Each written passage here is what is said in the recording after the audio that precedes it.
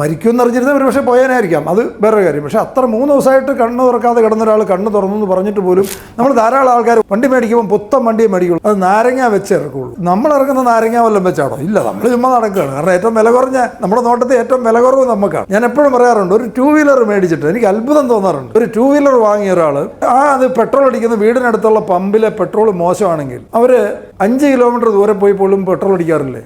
2 വീലറിന് പോലും ഇല്ലേ?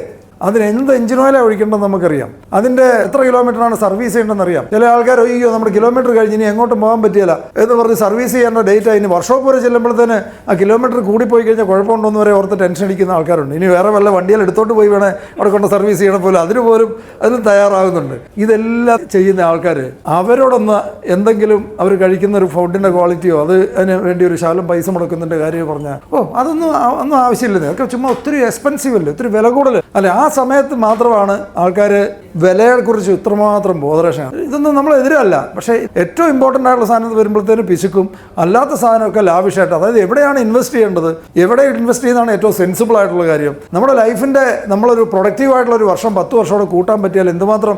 നിങ്ങളെല്ലാം എക്സാമ്പിൾ ചിലപ്പോൾ കേട്ടിട്ടുണ്ടായിരിക്കുമല്ലോ, ഒരു കുരങ്ങൻ്റെ കഥ കേട്ടിട്ടുണ്ടായിരിക്കുമല്ലോ. ഒരു കുരങ്ങൻ്റെ മുമ്പിലേക്ക് ഒരു ബണ്ടിൽ 500 രൂപയുടെ ഒരു 100 എണ്ണത്തിന് ഒരു ബണ്ടിലും ഒരു 1/2 കിലോ പഴവും കൂടെ ഇട്ടാൽ ഈ കുരങ്ങൻ ഏതായിരിക്കും എടുക്കുന്നത്? എടുത്തുകൊണ്ട് ഓടുന്നത് പഴമായിരിക്കും എടുക്കുന്നത്.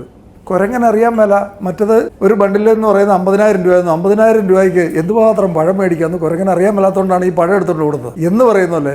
നമ്മുടെ ഹെൽത്ത് ഉണ്ടെങ്കിൽ നമ്മുടെ പ്രൊഡക്റ്റീവായിട്ടുള്ള ഇയേഴ്സ് ഒരു 10 വർഷമോട് കൂടിയാൽ എന്തുമാത്രം കൂടുതൽ പൈസ ഉണ്ടാക്കാമെന്ന് ആൾക്കാർക്ക് പല ആൾക്കാരും അതിനെക്കുറിച്ച് ബോധമില്ലെന്നുള്ളതാണ് അത്ഭുതം. പൈസയാണ് ആൾക്കാർ എടുക്കുന്നത്. പൈസയും ആരോഗ്യമാണോ എന്ന് കഴിഞ്ഞാൽ പൈസയാണ് എടുക്കാറ്. അപ്പം ഹെൽത്തിലേക്ക് നമ്മൾ മാറിക്കോളാം. നിങ്ങളെല്ലാവരും സീരിയസ് ആയിട്ട് എടുക്കുക. നമ്മൾ വളരെ സീരിയസ് ആയിട്ടുള്ള സ്റ്റെപ്പ് എടുത്തിട്ടുള്ളതെന്ന് പറയുകയാണ്. നമ്മുടെ ആഹാരം എന്ന് പറയുന്നത് നമ്മുടെ ബ്ലഡും ഫ്ലഷും ആകാൻ പോകുന്ന സാധനമാണ്.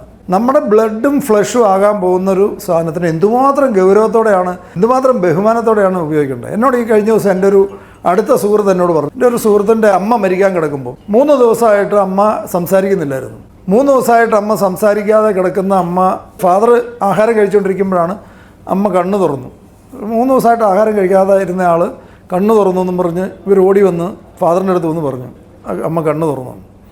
ശരി, ഞാൻ വരുന്നു എന്ന് പറഞ്ഞു. അവിടെ ഇരുന്ന് ആഹാരം ഫിനിഷ് ചെയ്തിട്ട് അവിടെ ചെന്നപ്പോഴത്തേന് ആൾ മരിച്ചു. 3 ദിവസം മിണ്ടാതെ കിടന്ന ആൾ കണ്ണ് തുറന്നു എന്ന് പറഞ്ഞിട്ട് പോലും ആഹാരം കഴിച്ചുകൊണ്ടിരിക്കുന്നിടത്തുനിന്ന് എഴുന്നേറ്റ് പോകാൻ പാടില്ല എന്നുള്ള പ്രിൻസിപ്പിൾ, ആഹാരത്തിനെ എന്തുമാത്രം റെസ്പെക്റ്റ് ചെയ്യുന്നു എന്നുള്ള കാര്യം ആണ് അതിൽ നിന്ന് ഞാൻ പറയാൻ വരുന്നത്. അപ്പോൾ മരിക്കുമെന്ന് അറിഞ്ഞിരുന്ന ഒരു പക്ഷേ പോയാനായിരിക്കാം, അത് വേറൊരു കാര്യം. പക്ഷേ അത്ര 3 ദിവസമായിട്ട് കണ്ണ് തുറക്കാതെ കിടന്ന ഒരാൾ കണ്ണ് തുറന്നു എന്ന് പറഞ്ഞിട്ട് പോലും ആഹാരം കഴിച്ചുകൊണ്ടിരുന്നിടത്ത് ബ്രേക്ക് ചെയ്യാതെ പോയ, ആഹാരത്തോട് റെസ്പെക്റ്റ് ഉള്ള ഒരാൾക്ക് മാത്രമേ നമ്മുടെ ശരീരത്തിനോടും നമ്മുടെ ഹെൽത്തിനോടും റെസ്പെക്റ്റ് ചെയ്യാൻ പറ്റുള്ളൂ, നമ്മുടെ ലൈഫിനെ തന്നെ റെസ്പെക്റ്റ് ചെയ്യുള്ളൂ.